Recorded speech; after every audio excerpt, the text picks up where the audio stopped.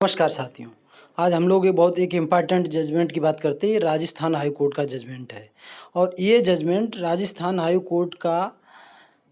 पहली बार भारतीय नागरिक सुरक्षा संहिता के अंडर सेक्शन 193 सब क्लास 9 पर आया है। इस केस में भारतीय नागरिक सुरक्षा संहिता के अंडर सेक्शन 193 सब क्लास 9 की प्राथमिक कानूनी मुद्दा ही इसको बनाया था, यानी प्राइमरी इशू जो था वो इसी पे था। तो इस जजमेंट में जो मेन फैक्ट है उस पर हम लोग बात करते हैं। इस जजमेंट में जो मेन फैक्ट था वो ये था कि राजस्थान हाईकोर्ट ने इस ऐतिहासिक फैसले में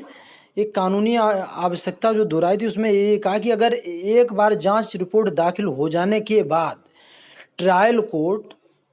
के अनुमति के बिना मुख्य आरोपी या कोई अन्य आरोपी है के खिलाफ आगे की जांच नहीं की जा सकती है। ये अंडर सेक्शन 193 सब class 9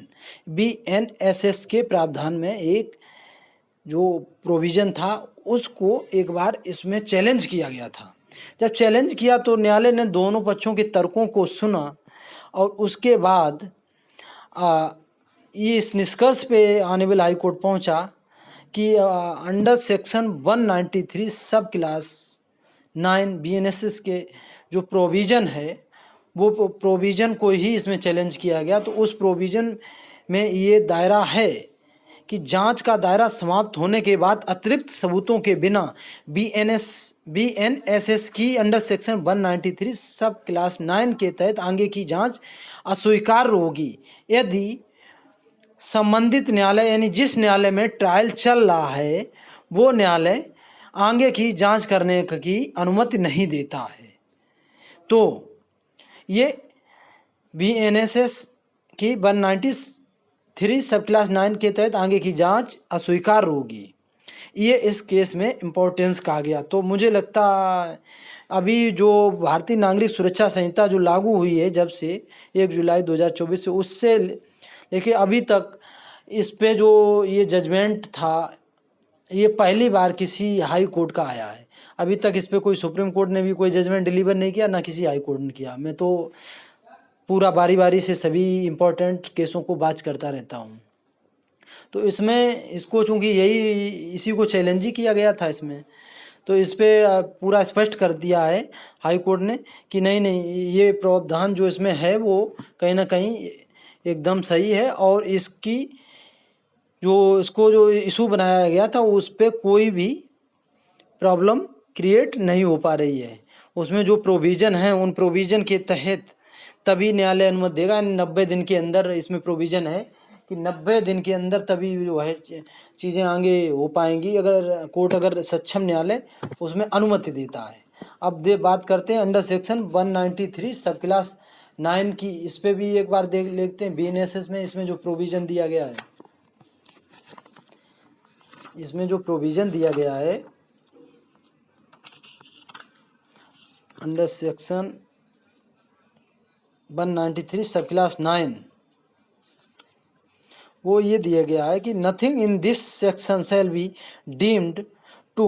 produce further investigation in respect of an offence after a report under sub section 3 has been forwarded to the magistrate, and where upon such investigation the officer in charge of the police station obtain further evidence or oral or documentary, he shall forward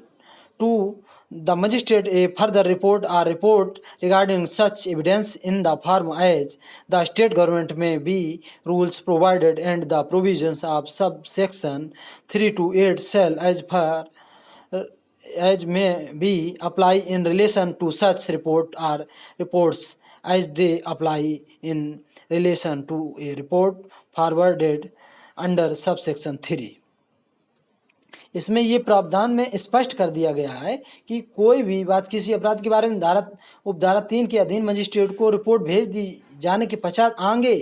investigation को प्रवृत्त करने वाली नहीं समझी जाएगी। तो ऐसे जहां अन्वेषण पुलिस थाने के भारत साधक अधिकारी को अतिरिक्त मौखिक या दस्तावेजी साक्ष्य मिले वहां ऐसे साक्ष्य के संबंध में अतिरिक्त रिपोर्ट या रिपोर्ट मजिस्ट्रेट को भेजी विहित रूप में भेजेगा या उपधारा 3 के से 8 तक के उपबंध में ऐसी रिपोर्ट के बारे में जहां तक हो सके ऐसे लागू होंगे जैसे उपधारा 3 के अधीन भेजी गई रिपोर्ट के संबंध में लागू, यानी